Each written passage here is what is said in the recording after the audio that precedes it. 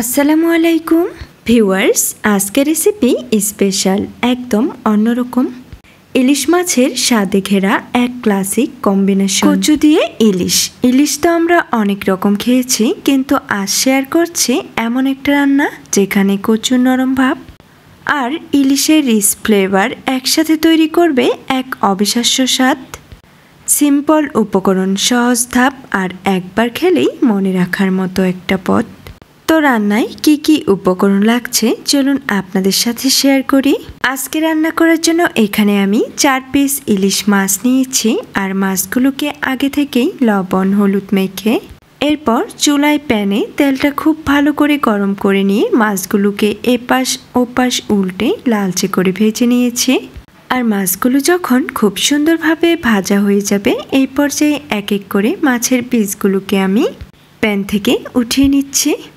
মাছ ভাজার সেই একই তেলের মধ্যে এখন আমি সম্পূর্ণ রান্নাটাই করব, তাই জন্য এখানে দিয়ে দিলাম 1 মুঠো পরিমাণ পেঁয়াজ কুচি। এরপর নেড়েচেড়ে এই পেঁয়াজ কুচিগুলোকে খুব সুন্দরভাবে ভেজে নিব। অনেকেই বলে রান্না শুধু রেসিপি মেনে তৈরি করার নাম, আমি বলি রান্না একটা অনুভূতি, আর সেই অনুভূতির শুরুটা পেঁয়াজ ভাজার ঘ্রাণ থেকেই। তো এই পর্যায়ে দেখুন পেঁয়াজগুলো কত সুন্দরভাবে ভাজা হয়ে গিয়েছে। এখন আমি এখানে দিয়ে দিলাম আগে থেকেই কেটে রাখা কচু, সাথে কিন্তু আমি এখানে আলু অ্যাড করেছি। এরপর এখানে দিয়ে দিলাম লবণ, হলুদের গুঁড়ো, মরিচের গুঁড়ো এবং রসুন বাটা। এই সবগুলো মশলা উপকরণ এখানে দেওয়ার পর এখন নেড়েচেড়ে সমস্ত কিছু একসাথে খুব সুন্দরভাবে মিক্স করে দিচ্ছি। আর সব কিছু খুব সুন্দরভাবে নেড়েচেড়ে মিক্স করা হয়ে গেলে ঢাকনা দিয়ে এই সবজিগুলোকে আমি 2 থেকে 3 মিনিটের মতো কষিয়ে নিব। সবজি যখন এই তেলে কষাতে কষাতে ধীরে ধীরে নিজের রং আর স্বাদ ছেড়ে দেয়, তখন রান্নার গন্ধটা মনের ভিতর দিয়ে চলে যায়। ছোট ছোট টুকরোগুলো এই ঝাঁঝালো তেল আর মশলার মিশ্রণে মিশে একাকার হয়ে যায়। এটা শুধু একটা রান্না নয়, এটা এক ধরনের আর্ট, এক ধরনের ভালোবাসার প্রকাশ। সবজি কষানোর এই সময়টা খুবই গুরুত্বপূর্ণ, ধৈর্য ধরতে হয়, কারণ ভালোভাবে কষালে মশলা আর সবজির গভীর স্বাদ বেরিয়ে আসে আর রেসিপি হয়ে ওঠে আরও জমজমাট। এই মুহূর্তেই বুঝতে পারি রান্না মানেই অপেক্ষার নাম, যত্ন আর সময় দিলে খাওয়া হয় আরও স্মরণীয়। তো সবজিগুলো খুব সুন্দরভাবে কষিয়ে নিয়ে তারপর আমি কিছুক্ষণ খুব ভালোভাবে ভেজে নিয়েছি। এরপর এখানে অ্যাড করে দিচ্ছি পরিমাণ মতো পানি। এখানে ঝোলের পরিমাণটা যে যতটুকু রাখতে চান পানিটা ঠিক ততটুকুই ব্যবহার করবেন। পানিটা সম্পূর্ণ দেওয়া হয়ে গেলে এখন আমি একটু সবজিগুলোকে নেড়েচেড়ে মিক্স করে দিচ্ছি।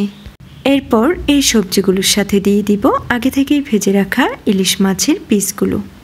ইলিশ তো বাঙালির গর্ব, আর কচু যেমন কোমল তেমনই মশলা যেন সেই কোমলতাকে আরও বাড়িয়ে তোলে।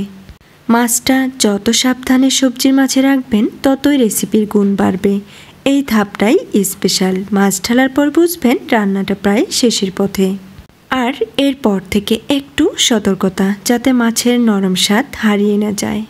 সাথে আমি অল্প পরিমাণ জিরার গুঁড়ো অ্যাড করে দিয়ে আরও কিছুক্ষণ ঢাকনা দিয়ে ঢেকে রান্না করে নিয়েছি। এরপর এখানে দিয়ে দিলাম কিছু কাঁচামরিচ ফালি। কাঁচামরিচের এই ফালিগুলো যেন ঝোলের মাঝে হালকা সুরের মতো বাজে, মশলার সঙ্গে মিশে যায় আর এক নতুন স্বাদের কবিতা রচনা করে।